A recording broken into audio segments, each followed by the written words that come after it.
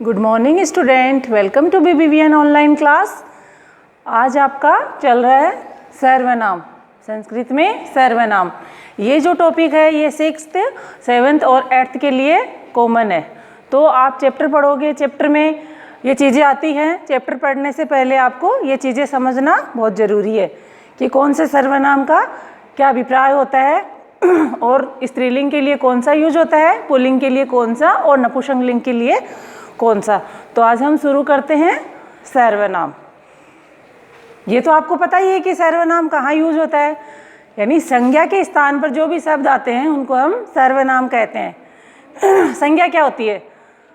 संज्ञा हम सब है, नाम, किसी का भी वर्ल्ड में, पूरी दुनिया में जिसका भी नाम है वह संज्ञा है। और देखा जाए तो पूरी पृथ्वी पे, दुनिया में सब चीज़, हर एक चीज़ संज्ञा है। हर एक चीज़ संज्ञा है। हवा भी संज्ञा है, मेरा गुस्सा भी संज्ञा है, प्यार भी संज्ञा है, मेरा नाम भी संज्ञा है, आपका नाम भी संज्ञा है, हर चीज़ संज्ञा है।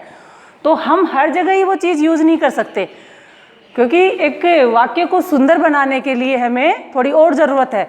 तो वाक्यों को सुंदर बनाने के लिए हम सर्वनाम यूज़ करते हैं। सर्वनाम में हम संज्ञा के स्थान पर, किसी के नाम के स्थान पर ये सर्वनाम शब्द यूज़ करते हैं कि राम जाता है, राम खाता है, राम पहनता है, राम पीता है, राम सोता है, राम नहाता है। बार बार राम शब्द की आवृत्ति हो रही है, अच्छा नहीं लगता। तो हमें उसके लिए हमें सर्वनाम यूज़ करना पड़ेगा, बताना पड़ेगा कि राम नहाता है, वह सोता है, वह खाता है ना, वह, यह, वो, वे दोनों, वे सब, वह एक, वह लड़की, मतलब जो भी है, यह है, ये सब है, ये सब क्या है? इसे, उसे, हमें, हमारा, अपना, सब क्या है? सर्वनाम है। तो हम सर्वनाम आज पढ़ेंगे संस्कृत में, ठीक है।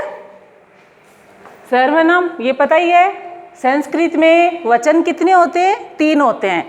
हिंदी में कितने होते हैं? 2 होते हैं, एक वचन और बहुवचन। लेकिन संस्कृत में 2 की वस्तुओं को बताने के लिए द्विवचन, किसी 2 की संख्या बताने के लिए द्विवचन और आता है। तो वचन कितने होते हैं संस्कृत में? 3 होते हैं। वैसे ही लिंग कितने होते हैं? 3 होते हैं, पुल्लिंग, स्त्रीलिंग, नपुंसकलिंग। तो आज हम सर्वनाम के पुल्लिंग और स्त्रीलिंग रूपों को हम पढ़ेंगे, पुल्लिंग और स्त्रीलिंग। तो सर्वनाम हम 4 का सर्वनाम पढ़ेंगे। ये 4 ही हैं, 4 का पुल्लिंग, स्त्रीलिंग, 2 जोड़े बनाए मैंने। फिर अगले में आपको बताएंगे नपुंसकलिंग, ठीक है। तो पहला सर्वनाम है, ये इनके मूल शब्द होते हैं, इनसे यह बनते हैं। वाक्य में ज़्यादातर ये ही यूज़ होते हैं, लेकिन कभी कभी वाक्यों में संधि बना के इनको भी जोड़ दिया जाता है। तत्, तद। तत् और तद का मतलब क्या होता है? वह। क्या होता है? वह। वह किसके लिए होता है? वह बस खड़ी है, देखो दूर खड़ी है, वह खड़ी है। वह बच्चा आ रहा है, मैं दूर के लिए बोल रही हूँ, मेरे पास में नहीं है। वह बोतल पड़ी है, वह किताब है, तो दूर के लिए है, ठीक है। वह एक पेड़ है, दूर के लिए मैं बता रही हूँ, वह दूर के लिए, ठीक है। वह, आप इसको क्या बोलते हो इंग्लिश में? दैट, है ना। और इसी प्रकार है तत् और तद का स्त्रीलिंग, वह भी क्या हो गया? वह। लेकिन यह किसके लिए है? स्त्रीलिंग है ये। यह किसके लिए यूज होगा? पुल्लिंग के लिए। वह लड़का जा रहा है, तो सह। सह, और वह लड़की जा रही है तो सा बालिका, और वह लड़का है तो सह बालक है, ठीक है। और एतत्, एतद, एतत् और एतद पुल्लिंग, इसका मतलब क्या होता है? यह। क्या होता है? यह। इसको इंग्लिश में आप क्या बोलते हो? यह को दिस। दिस, किसी भी चीज को। यह किताब है, मेरे पास है किताब, यह किताब है। यह एषः प्रोचनम, क्या है? इसको नपुंसकलिंग भी बोलते हैं, लेकिन मैं आपको जो यूज है, मेरे हाथ में है, यह ब्लैक बोर्ड है, तो ये टच है मेरे से। तो यह के लिए एषः, एतौ, एते, इसको बोलते हैं। पहले आपको इनका अर्थ समझा रही हूँ, यह होता है। और इसका भी एतत् और एतत् स्त्रीलिंग के लिए यह, ठीक है, यानी दिस, दैट और दिस। इदम, इदम पुल्लिंग और स्त्रीलिंग। इदम का अर्थ भी होता है यह, तो दो शब्द मिल गए आपको यह के लिए। आप पुल्लिंग में अयम भी यूज कर सकते हैं और ऐशा भी यूज कर सकते हैं। स्त्रीलिंग में ऐशा भी यह के लिए यूज कर सकते हैं और इयम भी यूज कर सकते हैं। ठीक है, फिर बच गया आपका, अब ये सब हो गए। किसी को प्रश्न पूछने के लिए भी तो चाहिए, तो किम का रूप भी चाहिए। तो किम का पुल्लिंग के लिए, यानी किम, कौन। किम का अर्थ होता है कौन। तो अगर लड़का है, पुल्लिंग के लिए हमें कौन के लिए पूछना है, तो क्या होगा, किम। तो एक वचन के लिए कह, द्विवचन के लिए कऊ, के। और स्त्रीलिंग का भी ये क्या है, किम का कौन। अब इनके आपको अर्थ तो समझा दिए। अब ये एक वचन, द्विवचन, बहुवचन को कैसे आप इसको आप प्रयोग में लाते हो, वो आपको मैं समझाती हूँ। पहला है वह का पुल्लिंग के लिए सह, तऊ, ते। सह यानी वह, एक वचन। ऊपर देखो एक की संख्या है, ये दो के लिए है, ये दो से ज्यादा के लिए है, बहुवचन यानी अनेक। सह यानी वह, क्या हो गया, वह किसके लिए, एक के लिए। वह पेड़ है, तो क्या आएगा, सह वृक्षः अस्ति। तो सह वह दूर है, एक के लिए है, वे दो पेड़ हैं, तो तऊ क्या आएगा, तऊ। तऊ का क्या अर्थ होता है, वे दो, वे दो। और ते का क्या अर्थ होता है, वे सब, वे सब। ये तो पता है, वह से, वह का बहुवचन क्या होता है, वे। आप ऐसे ही नहीं है कि यह वाला का बहुवचन लिख दो, यह से तो ये बनेगा, और वह से वे, तो तऊ का वे दो, ते का वे सब।